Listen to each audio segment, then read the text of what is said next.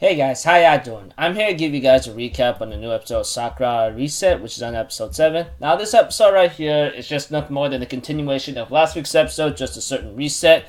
Although before everything gets into the order of what's going to be happening next, there was a scene between I believe Soma and Asake at the beginning of the episode. They did have a little small talk here and there with certain conversations and maybe promised to meet again. Though we don't really know if that promise really came true or not, because we all know that she died long time before then.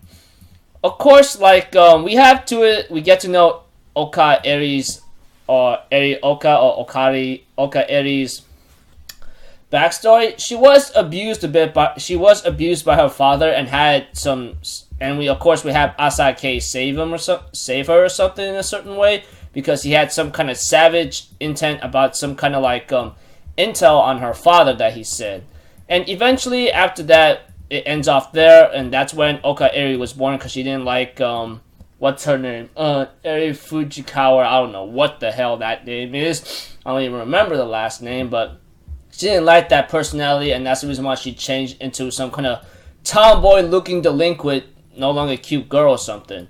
Eventually, after Asake tells Haruki what's up and what's been happening, he decides to have Murase Yoka to be a person to find Oka Eri. Eventually, after what's been happening here and there, we have to that the old man ends up using his ability to look into a certain photograph and ends up having to have a little small talk with him.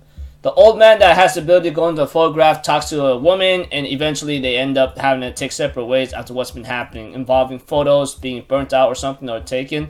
We also see a scene where Murase Yoka ends up calling Asake for help, and that's where things kind of gotten messy, where Haruki had to go on herself, and she gets attacked by Oka Eri, and of course her ability somehow takes in effect after what's been happening.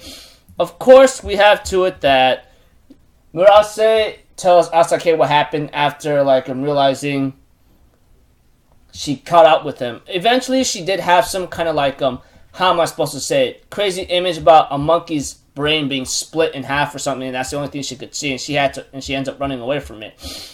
We also have to it that Oka Eri ends up telling Asake that she took Haruki's time reset ability away, and that was when Asake had to go after a Murase, and I'm thinking, my god dang it, this was Oka Eri's plan. Although Haruki did her best to avoid her, it seemed like to me it just became too much of a klutz for her. And eventually, we also have to it that Oka Eri does talk to someone involving a couple things here and there. We got to know about Oka Eri's ability. It seems like it involves with memory manipulation somehow.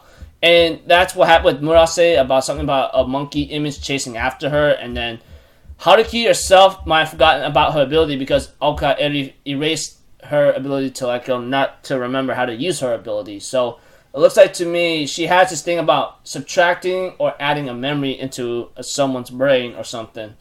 So, although there were a couple weaknesses involved, maybe something about if you could pinpoint a certain location, etc. I don't know what the case is. It won't work. And another thing too, I don't know what the other one is, but I know one of the other weakness involves if one person gets affected, the other effect will disappear. Although, another one involving about, a certain memory manipulation, it's easy to overcome, but we don't really know. Eventually, we have to it that Asake does get a call from Oka Eri, and they end up having a little small talk at the lighthouse.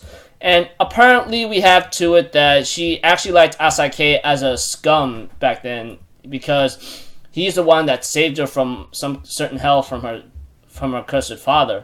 Eventually, even though Asake admits that he might have been right or wrong, he thinks he was right, but he was also wrong. He decided to give Oka Eri maybe the stone, the MacGuffin, as it's the real thing. Although much things about what's going on here and there, she doesn't like it how things turned out to be this way. Involving about wanting to mess with Haruki, I believe. Let me see here. Haruki Misora. Or Okaeri somehow used a photo on Asake and ends up making him like be a part of some kind of image, and he can't seem to escape from that. And it ends up the episode with Okaeri looking at Misora Haruki saying she's gonna mess with her now, and pretty much that has to be the final part here and there. And it looks like to me like the preview of the episode, along with what the antagonist Okaeri would be, is going to finish up possibly next week, and I hope it does anyway. Aside from that, it was just like, how am I supposed to say, Okaeri just causing trouble, that's all I can really say, and taking away Haruki's ability, although she made her forget how to use her ability, and Asake finding out more information about Okaeri, having a little talk with her, etc., and so forth. So we get to know about Okaeri's ability, and she's been a troublemaker in this episode, and that's all I can really summarize in a certain way. And until then, I'll see you guys in my next video. So I'm out for Zero, people. Have a good day, and I'll see you guys next time. All right, peace out. Bye bye. Toot toot.